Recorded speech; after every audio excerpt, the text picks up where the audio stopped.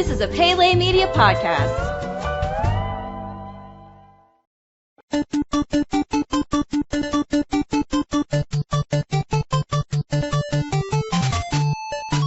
Welcome back to Goonies Minute, everybody. Goonies Minute is the fan podcast where we carefully explore the movie Goonies minute by minute. I'm Brady. And this is Chris. And today we're going to be exploring minute number 38 of the Goonies.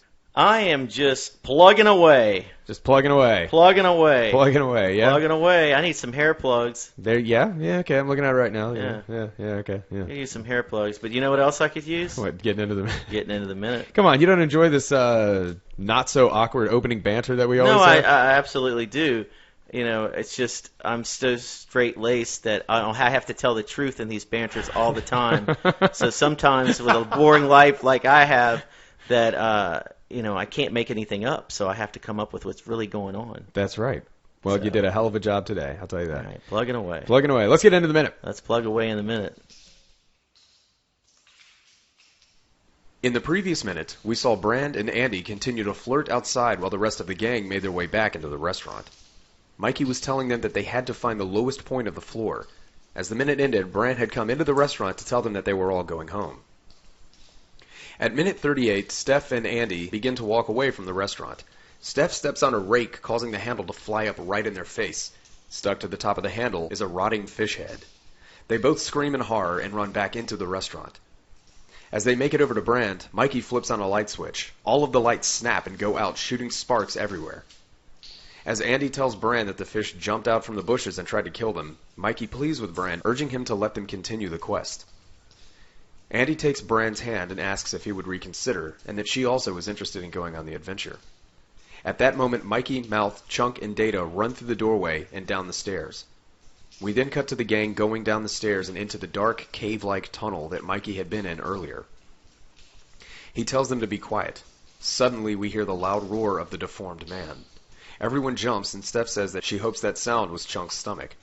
Mikey tells her no, and confirms that that was the horrible thing he had seen minutes before. And thus ends minute 38 of the Goonies. I got a question right off the bat. How did the fish's head get on the broomstick? That doesn't make any sense. Now I asked myself that question a lot. I could understand the fish on the other part of the rake. Okay, yeah. But not on that part of the rake. That just doesn't make sense. And that's not a booby trap. That's just weird. Okay, yeah. And that's as fake as looking fish head I've ever seen. You know, but I have a question. Have you ever stepped on a rake like that? No. I have. God. I hit myself in the head. Did you really? Yeah, I've stepped on a rake like that before. Explains so much. No, it's not a hard hit. I fell on my head a bunch of times when I was younger. At least like I don't Sloth. Look like Sloth, but I sound like him sometimes. Well, let's see. You said the other day that you've actually snapped yourself with a mousetrap before. Yes. And you've stepped on a rake. I so have. You just haven't had a whole lot of luck. But you know what's crazy? What's that? Is that for the majority of my life, I have not been clumsy at all. I was a decent athlete. I was pretty good at everything, not great at anything. But coordination was never trouble. But I guess as you get older, it's really discouraging because there are things that I do now on a regular basis that are very upsetting to me when it comes to coordination, and I just feel so clumsy. Yeah. And I really get angry, and I have a hard time controlling that anger. Okay, well, I'm on this side of the table, thank God. Yeah. So I doubt that's a question that can ever be answered. How the hell did the fish head get on the broom? I have no idea, but yeah. But it's there. So the girls start screaming crazy when that happens. Remember, Brant's already in there saying, "Let's go." Yeah. The girls run in there. I hate the way girls like that scream. It's so annoying. It's so useless. It's so pathetic. I mean, I'm not talking about. I'm talking about like when they get scared in movies. Yeah. Or it just hurts my ears. Yeah. So it's like, oh God, really? Why are they that scared? I can understand them. Okay, I can understand being a little bit frightened, but they really think that was going to kill them. Yeah. Well, I mean that's the joke. That's why it's there. It's a joke. It's a joke. It's a joke. It still annoys you though. It annoys me. Okay. Though, but whatever. Well, I tell you what. So yeah, they step on the rake. Fish's head flies up in their face. They scream and run inside. And this movie, we now have our Goonies officially assembled. They're together. And they're all on edge.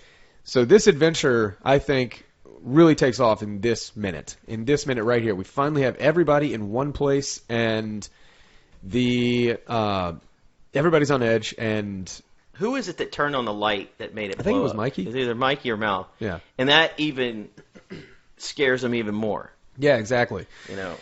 And so we've got, Bran, who's still the voice of reason, still saying, like, no, this is stupid, we're all going home, everything. And then, of course, Andy says, well, why don't you stay with me, you can protect me, or whatever. So now he's kind of...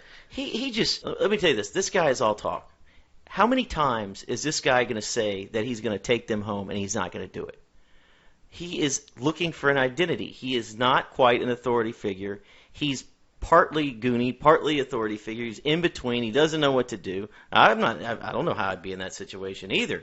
But it's like it's like there's an internal struggle with him of what he should do. Now, going forward, I know that a guy's hormones are raging when they're that age, but would you really be interested with everything that's going on? I mean, how could... I don't know. Like, Andy's like, can we stay a few more minutes? It's cheesy. Yeah. It's a cheesy 80s teen line. Do you think it's a little unrealistic? It's completely unrealistic. Yeah, okay, I thought so too. It's completely unrealistic. What is she trying to sell him on? Like, she should want to go. Okay, she's in for the adventure. She's excited about the adventure. Okay. But considering that she was just scared to death a few seconds before, would she really be acting like that? No. Does she even know why they're there? Does she even know the whole grasp of this whole thing? Yeah. If she does, we haven't been shown this. Yeah, exactly. Which is probably the case, because otherwise she would legitimately be afraid and saying, Bran, look, I'm scared, help me out. Help me out of here. Take me home. Yeah, anything. Or even if we're going to go further into this adventure or whatever, I need you to, protect me and all that. And and it's just weird. And then so I thought that was forced. Uh-huh. And another thing I thought that was interesting is while she's saying that to Brand, Steph is looking around like just clueless. Yeah. Like a what is it? A lost sheep. Like a deer in the headlights, like staring up at the lights. Do you think there's points? Like, what is that? There's do you think there's moments in this movie where they just didn't give Steph enough to do, and she's just kind of there? She's never really given a chance to save the day. Like all the rest of them have a moment. She was like an extra in that. Yeah. Which it was interesting. And we've talked about how her and Mouth don't really have any moments where they've earned this little bit of romance that they have there at the end. And I'm not going to say it's romance. It could be just friends being, flirtatious with each other. But Steph is just kind of robbed of anything really, really significant in the movie. Everybody else has a moment where they kind of do their thing to save the day, and we don't really see her do anything. Maybe she might later. We can't think of it now. Right off the bat, I can't think of it. Yeah, right off the bat. In a minute by minute, we might be able to find a little bit more. There you go. But it's just anyway. This is a really important minute. It's just really interesting. It's very important how it works out. Right. I mean, everything is just we're on. It's the adventures. And basically, Andy and the Goonies convince Bran to let them go. Yes, which is incredibly important. And it's not surprising because he has not done anything he said so far. Yeah, exactly. Bran really is an interesting character, and we touched on this a little bit, I think, last week. Maybe I'm being too hard on you.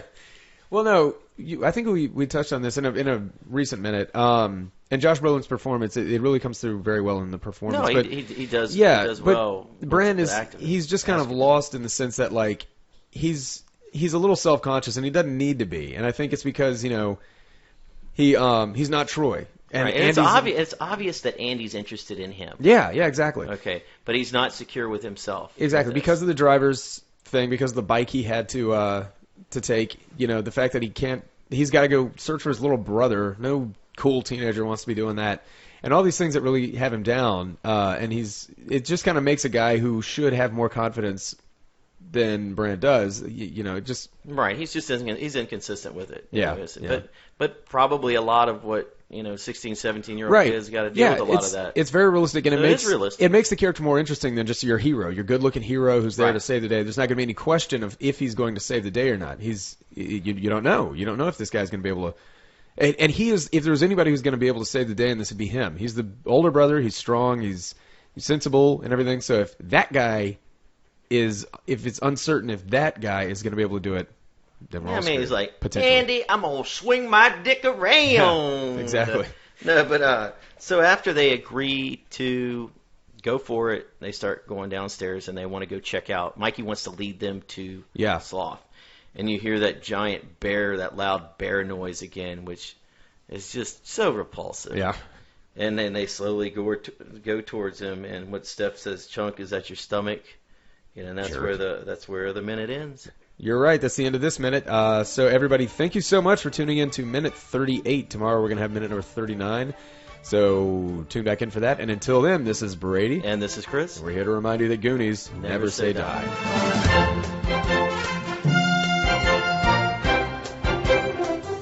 Goonies Minute is a fan-supported podcast. If you like the show, then leave us a review on iTunes. You can find us at GooniesMinute.com, Facebook.com/GooniesMinute, Twitter.com/GooniesMinute, and at Instagram @GooniesMinute. You can contact us at GooniesMinute@gmail.com.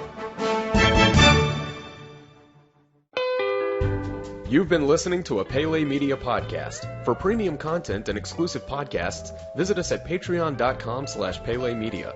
Check us out on Facebook at facebook.com/Pele Media and follow us on Twitter at twitter.com/Pele Media.